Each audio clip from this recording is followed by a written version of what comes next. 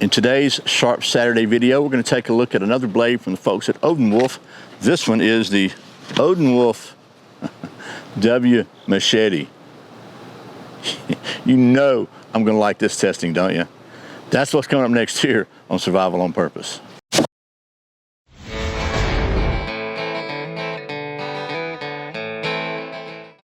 Welcome back to Survival on Purpose. My name's Brian. Thanks for joining me for another Sharp Saturday video where it's Saturday. We take a look at something sharp. Like I said today, that something sharp is this. I'm laughing because I like it so much already. Odenwolf W Machete. And the folks at Odenwolf reached out to me, asked me if I'd be interested in checking out some of their knives and blades, and I said, sure. So they sent me this one to show you. And you may notice it bears a striking resemblance to one of my favorite big knives that I reviewed in my favorite big knives video. At least I featured in my favorite big knives video a few weeks ago. So we're going to see how well this one fares up to the other one. It's got some features the other one doesn't have, and we'll take a look at those coming up right after this word from today's video sponsor. Today's video is sponsored by Hog Holsters. Hog Holsters are made in the USA in Arizona, and they are without a doubt the most comfortable concealable holster I've ever tested. That's hogholsters.com. Thanks to Hog Holsters for sponsoring today's video.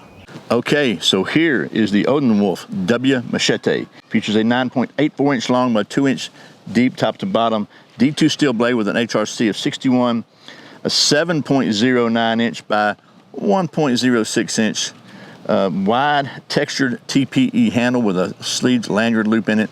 Got some nice texturing all the way around. You can get a hold of it. Nice finger guard here. Nice sharpening choil here. The overall length is 17.72 inches and it weighs 20.11 ounces. It is a full tang, so this is just a rubber overmolded handle. Features a polypropylene sheath with a nylon belt loop, which has a snap and Velcro to allow you to get it on and off without removing your belt. And it's braided on here, so you can't really remove this without a drill. And it has a little loop here to go around the handle. The sheath has a lot of lashing points on it to do whatever you need to do. And there we go. Now, obviously, as I said, this thing bears a close resemblance to the Versteluca Scrama. I think I said that right. With a couple of differences. First of all, the steel is D2 steel. Second of all, it's got down here on the close to the handle a different grind. It's really a higher bevel. So this is a saber grind, sort of. I guess we'll call it a saber grind. It's not hollow grind. With a little bit higher bevel here for carving and close-up work, and then a little wider bevel here for chopping and doing that chopping kind of thing. And it even has some jimping back here when you're doing that close-up work to keep your hand from slipping around. Nice little sharpening choil. Like I said, it has a finger guard here. It's kind of a three-position handle. 1, 2 in the middle, and for chopping, you can really get down here and do some serious chopping. So pretty good there. Nice big beefy spine. So all that being said, you know we're all about the science here. So let's get to doing some of that internationally recognized, standardized testing. We'll start with the internationally standard sharpness test, the redneck sharp test. And we're going to do that on both sections of the blade just to see. So we'll start with the upper section. See if we can get any. Oh man, it's kind of biting, and you can see we got pretty good bit of hair there. If you can see that, look at that, man. All right, so not bad there. That was up here. Let's try down here. I mean here. Oh man, close. Look at that. Golly. That's by golly. By golly. Look at that. Would you look at that? And that was right here. That wasn't even on the high bevel grind. Now we'll try the high part and see what it does. Oh, look at that. Oh man, you could shave a yak with that. We're giving this sucker here an absolute 100% A+ with stars for the redneck sharp test. That is absolutely great in my opinion. So man, now I'm gonna have to do something, wear some long sleeve shirts or whatever. So next we're gonna try the absolutely detestable test of batoning this thing to try to get through to maybe some dry wood inside if it's been raining or whatever.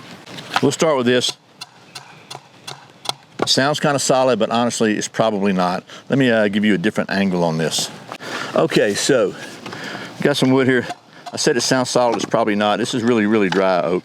been out here a long time. We're gonna try to bang through it because I don't expect any problems. This is a big old beefy honking blade, and saber grinds very, very, very strong grind, so shouldn't have any problems at all. And this thing's big enough to get right through it.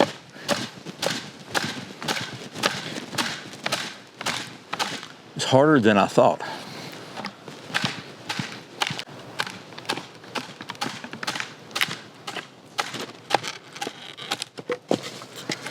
Try again. I think you might have hit a knot.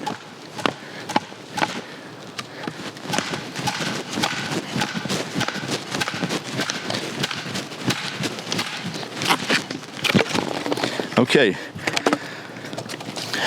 Man. So in spite of the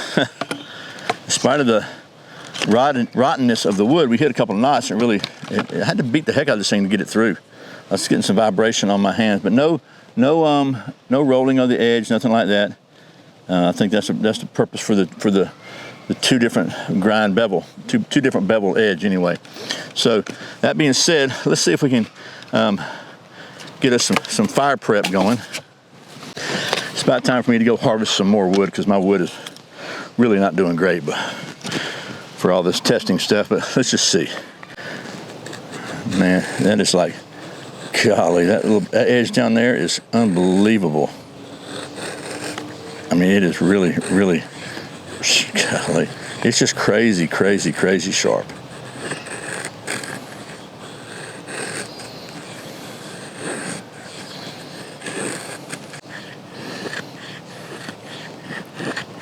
When you go up to the other edge, it's sharp too, but it's a different angle, so you kind of got to adjust your attack a little bit. But get back down to this little, about 1.5 inches of extra edge here, or extra sharp edge. It's just, man, it's like cutting through butter. It is unbelievable. I wish there was a way that you could feel the difference, because it is literally just, man, these curls are like paper thin. Okay, I'll be gushing over the edge here for hours if I don't wash myself, because I like a really good sharp edge, and that is a great feature in my opinion. Now, let's see what she'll do with some of that there fat wood, because you know how I am, right? What I don't know is, as good as this edge is there an edge that is scrapable on here? And we're going to see if this will scrape some fat wood first.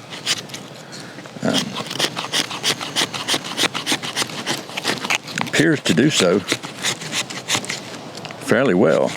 Honestly, the challenge is because of this jimping here, it's it's kind of far out there to get any real good leverage.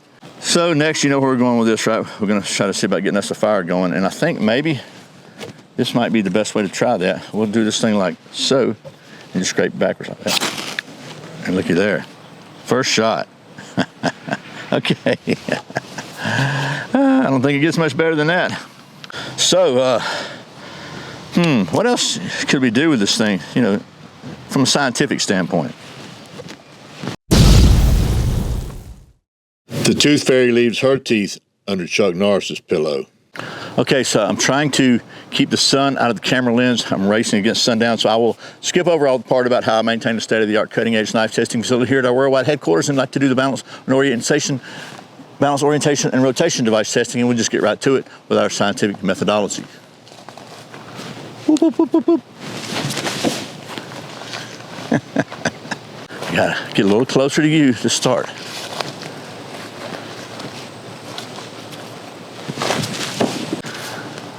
I love science.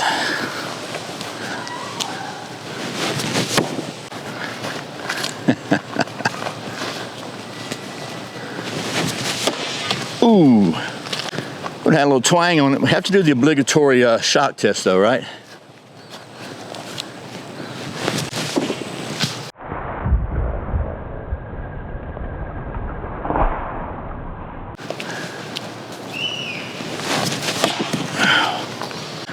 Apparently they're partnered with Timex.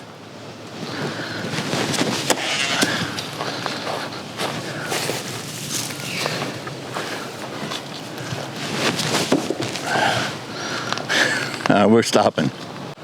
Alrighty, well, we're gonna call this one balanced. And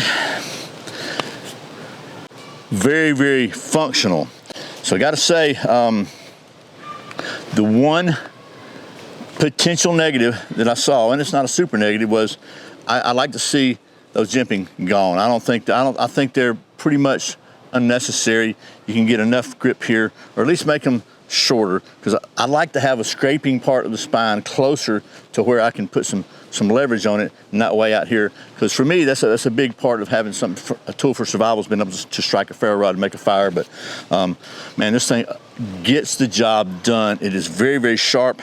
Even the non-super sharp edge is sharp, and the super sharp edge is super sharp. Very comfortable in your hand. Packs a wallop, and it's very well balanced. So you knew as soon as you saw this at the very intro, I was gonna like it, right? I wanted to like it. I'm so happy it didn't disappoint me with the edge or with anything really. It's just absolutely a rock solid tool. And the price on this thing is somewhere around 90 bucks. You can save 10% using the coupon code SOP10 at Odenwolf.com or survivalonpurpose.com/Odenwolf. So pretty good deal there, and get free shipping. So you can get it cheaper from them than you can from Amazon. So anyway, thanks again to the folks at Odenwolf for sending me this so I could show it to you. And as always, thank you for watching Survival on Purpose. Remember, survival's not an accident, so be prepared. I'll see you next time.